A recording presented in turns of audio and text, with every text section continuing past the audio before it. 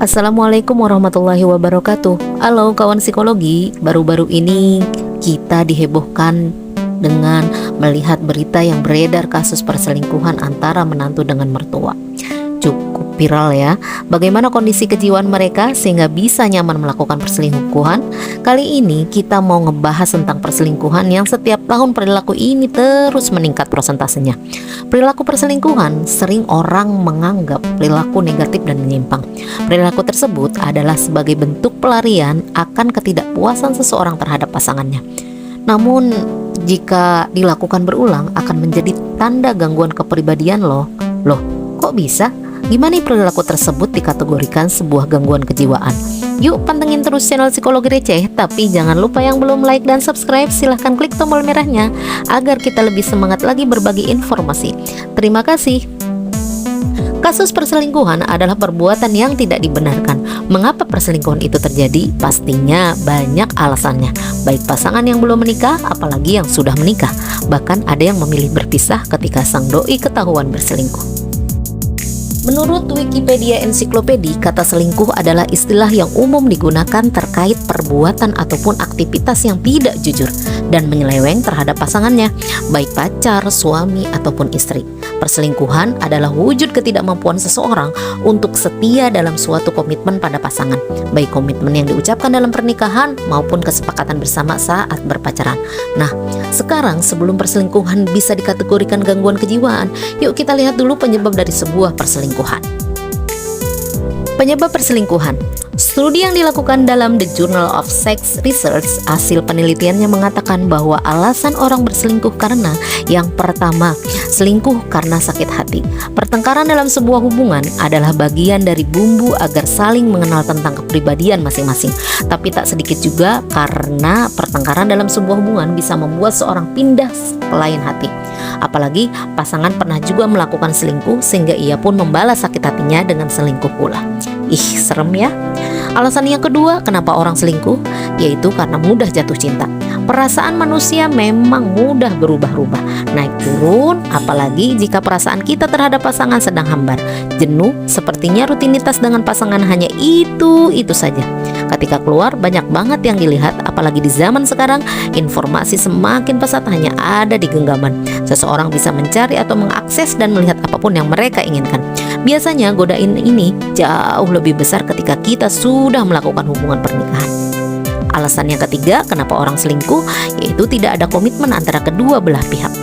Perselingkuhan bisa terjadi karena kurang adanya komitmen yang kuat terhadap kedua belah pihak. Dengan kekurangan tersebut, maka mudah sekali pasangan untuk melakukan perselingkuhan. Dan alasan yang keempat, kenapa orang selingkuh, yaitu karena pasangan merasa tidak cukup puas. Kasus ini pun banyak terjadi karena ketidakpuasan seseorang terhadap pasangan sehingga ia mencari yang menurutnya jauh lebih sempurna daripada yang ia miliki. Padahal kesempurnaan hanya milik Allah kan? Dan alasan yang terakhir, kenapa orang selingkuh, yaitu karena merasa ada kebutuhan. Perbuatan ini pun bisa terjadi karena tidak ada yang didapat dari pasangan sehingga ia mencari yang lain untuk memenuhi kebutuhannya. Misalnya masalah seks ataupun kebutuhan hidupnya untuk memenuhi kebutuhan dirinya. Terus bagaimana jika orang melakukannya secara berulang-ulang?